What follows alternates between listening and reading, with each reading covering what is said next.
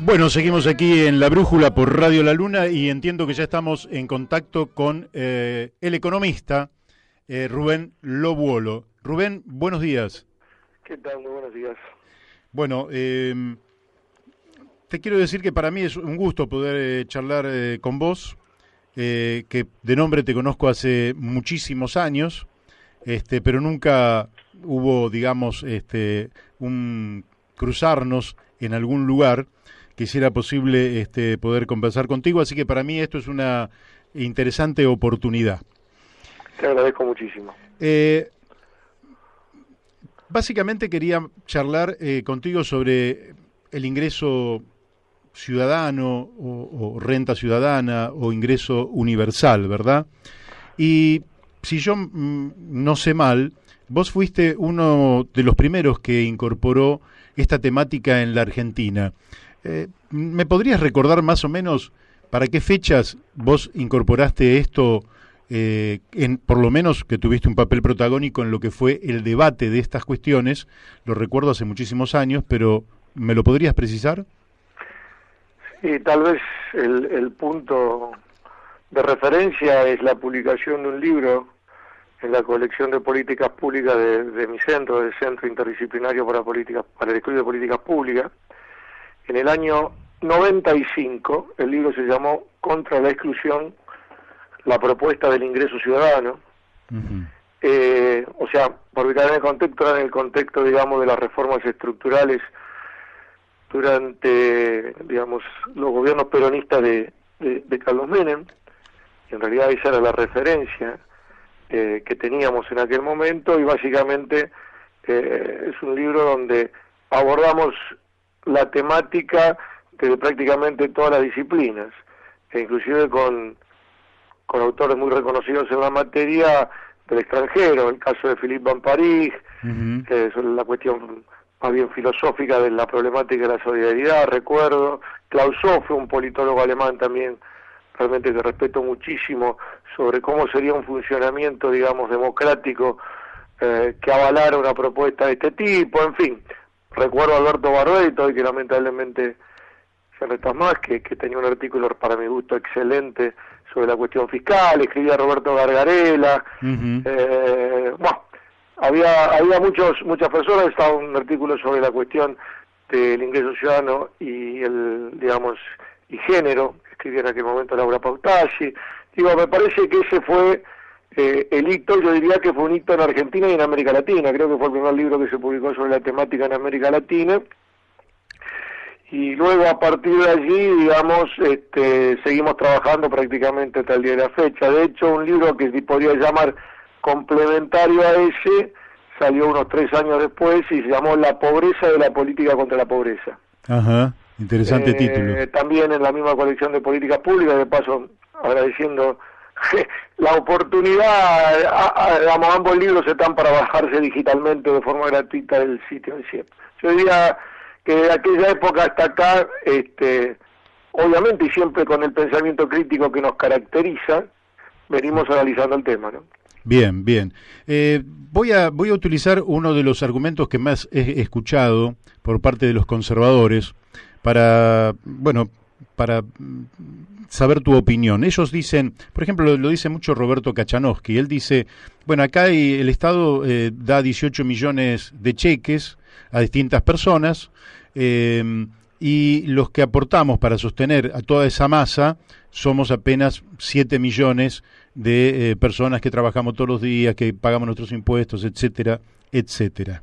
Con eso, lógicamente, el hombre ataca directamente a la fuerza moral que puede tener una propuesta como esta, prácticamente poniendo de un lado 18 millones de haraganes y del otro lado 7 millones de personas que se sacrifican en favor del conjunto y que ya no pueden pagar más impuestos y que quieren que los gastos del Estado se achiquen. ¿Qué podrías decir frente a ese argumento? A ver, voy a contestar el argumento, no me gusta, como parte no lo escuché, no suelo escucharlo, no sé bien qué es lo que dijo, pero voy al argumento que estás planteando. En primer lugar, creo que habría que reflexionar que al ingreso ciudadano también le preocupa eso. no es que el Ingreso Ciudadano está defendiendo esta forma de hacer política social y política distributiva a la cual se está refiriendo este argumento, y que en todo caso, digamos, la crítica que le hacemos es desde otro lado. ¿Desde qué lado?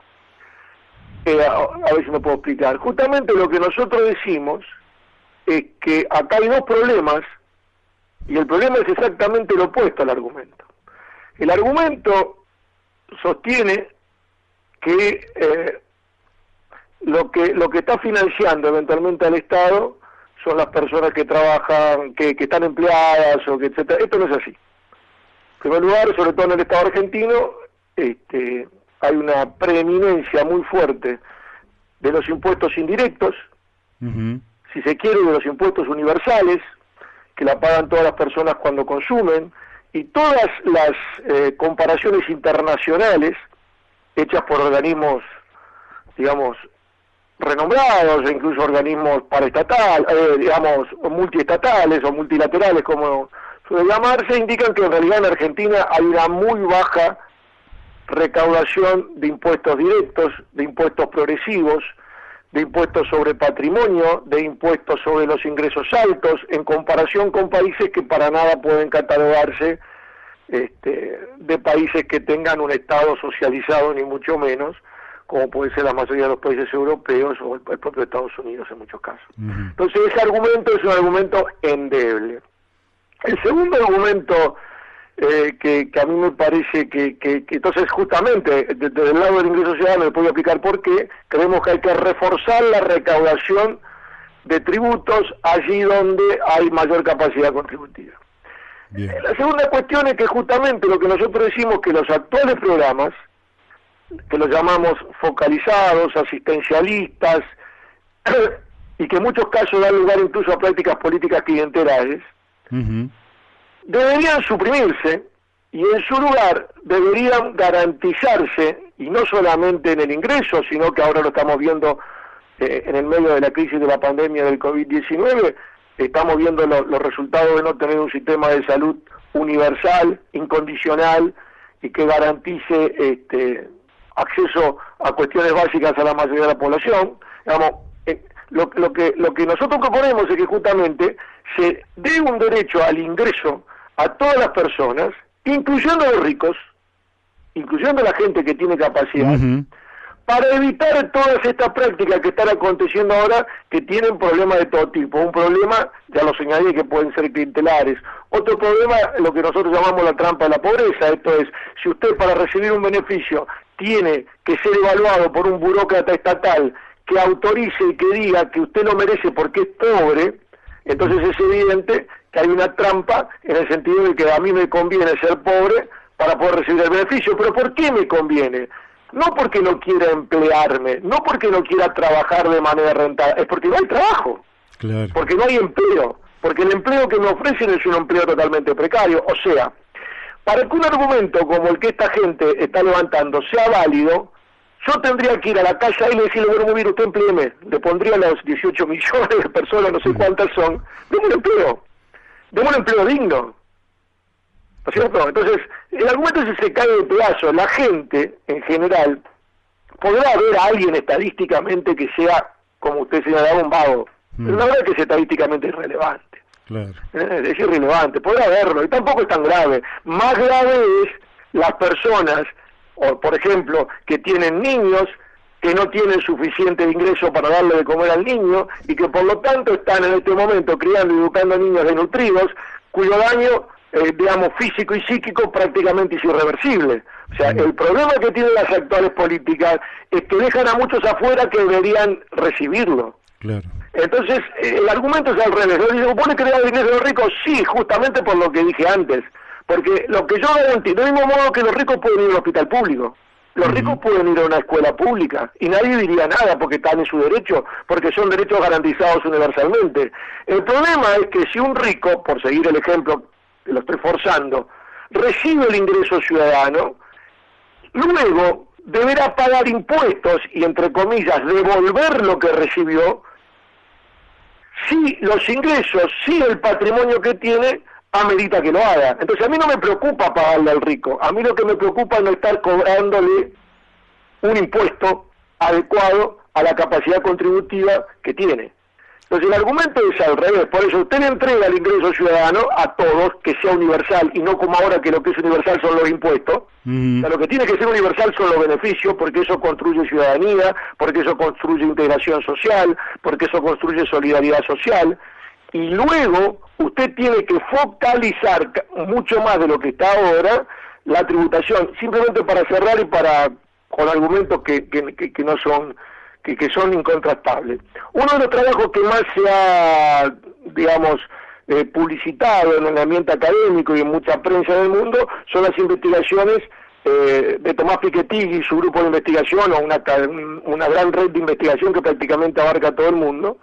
Y lo que están probando a nivel global y también a nivel de países es que en las últimas 3-4 décadas se está verificando una concentración brutal de riqueza en el mundo. Y que esa concentración de riqueza está fundamentalmente explicada por el 10% de lo más rico y por el 5% y mucho más por el 1% de lo más rico. O sea, hay una concentración cada vez mayor en la cúspide de la distribución de la riqueza de los ingresos. Y esto lo está diciendo, digamos, gente que ha hecho estudios que abarcan, digamos, un siglo y medio. Son trabajos que están estudiando la distribución del ingreso y de la riqueza prácticamente desde el siglo XIX para acá en los países que tienen estadística y a los que se puede acceder. Entonces yo diría que, contrariamente a ese argumento, voy a cerrar ese argumento, esta cuestión de que si yo le doy dinero a las personas, van a ser unos vagos que no van a querer trabajar y no van a buscar más empleo. Si esto fuera así, prácticamente, en primer lugar, el capitalismo no hubiese podido avanzar como avanzó, porque nadie trabaja solamente para cubrir sus necesidades básicas. Seguro.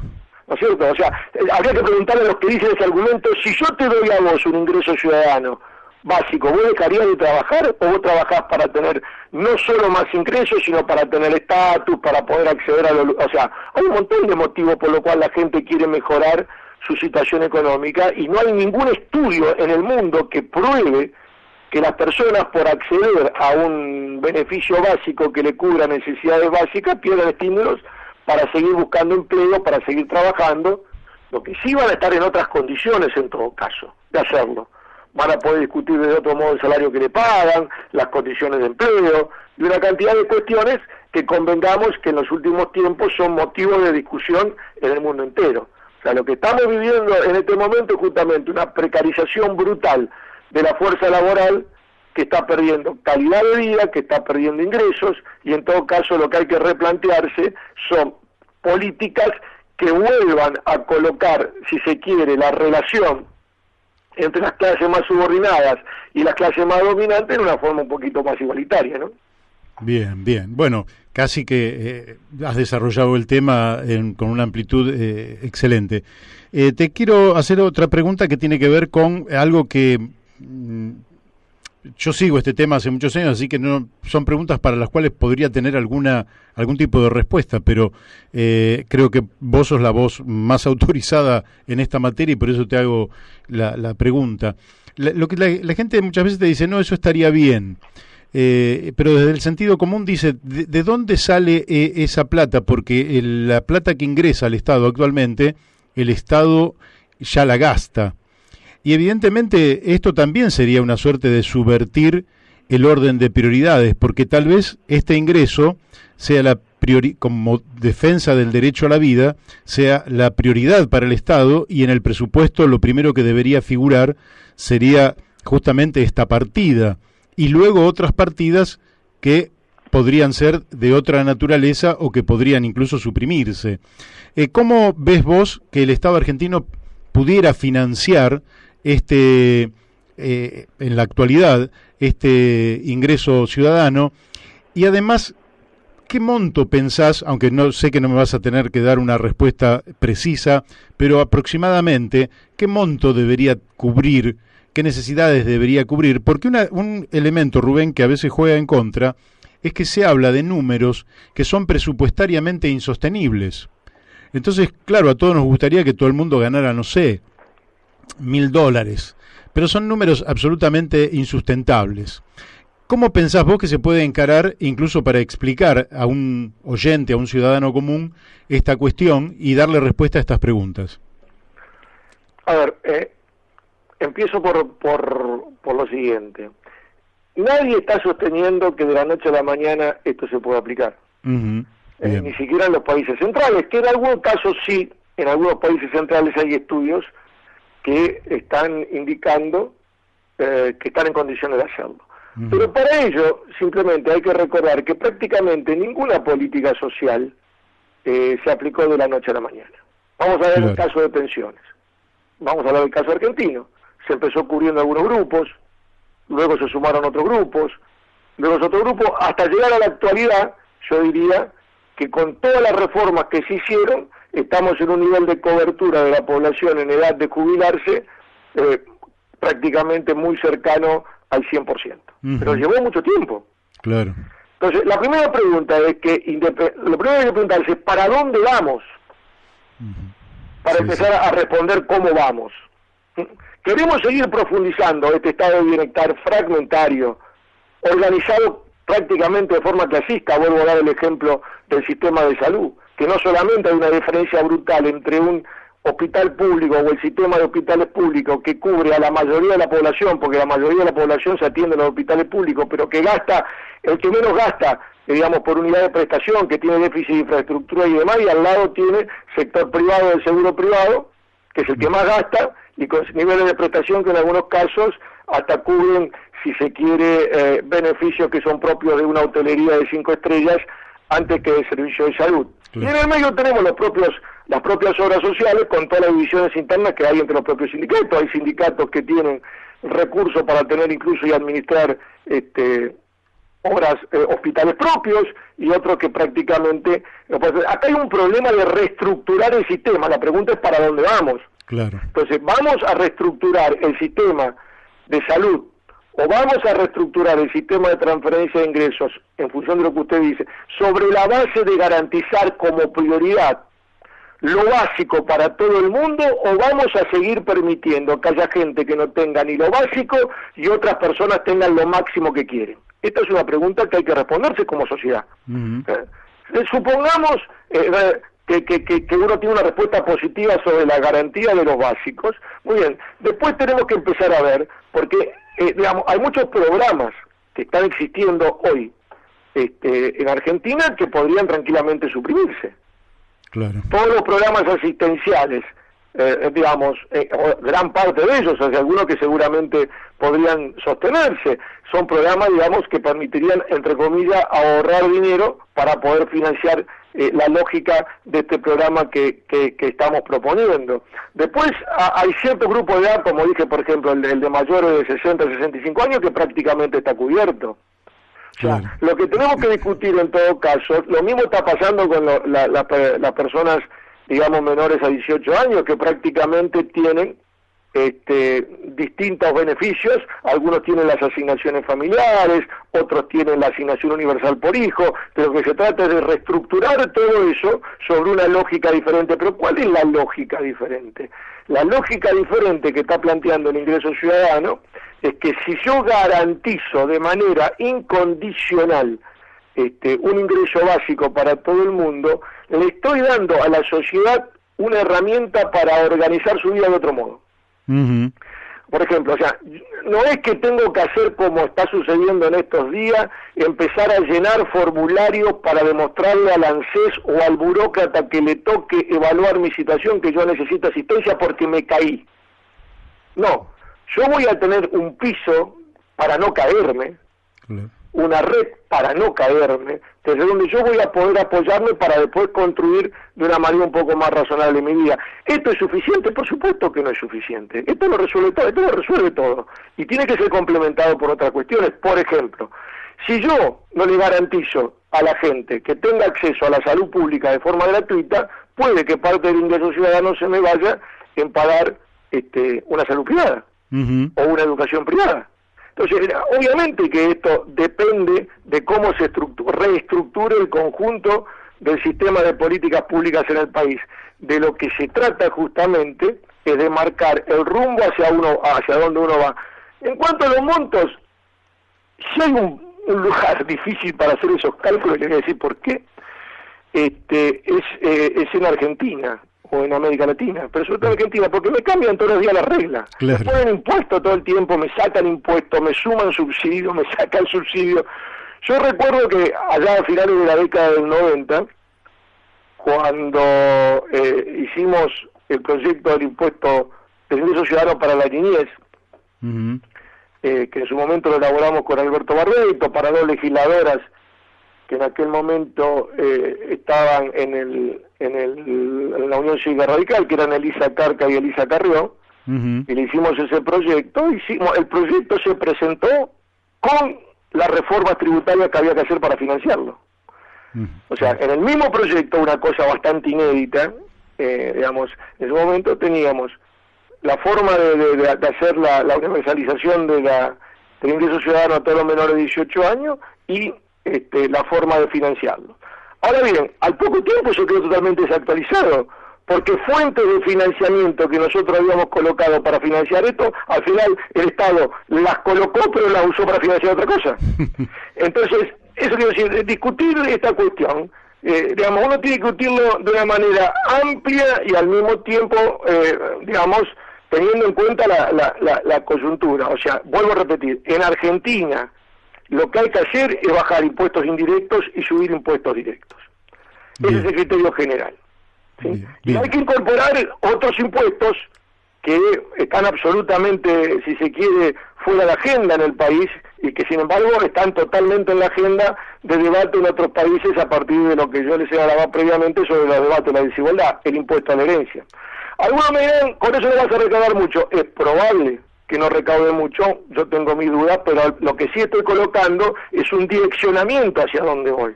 Luego tengo que ver qué puedo hacer en materia de impuestos a la riqueza o a las grandes fortunas. Luego tengo que ver, por ejemplo, hay todo un espacio también tributario de impuestos verdes, digamos, que en Argentina prácticamente no tienen presencia.